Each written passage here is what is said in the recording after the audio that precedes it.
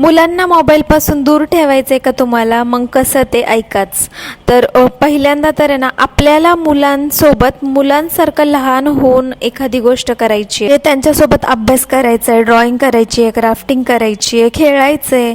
त्यांच्या प्रत्येक ॲक्टिव्हिटीमध्ये ना आपल्याला सामील व्हायचं आहे, जेणेकरून त्यांना असं वाटलं पाहिजे की हे पण माझ्यासारखं लहान होऊन माझ्यासोबत सगळं करतात आहे. मग त्यांना खूप भारी वाटतं त्याच्यातून.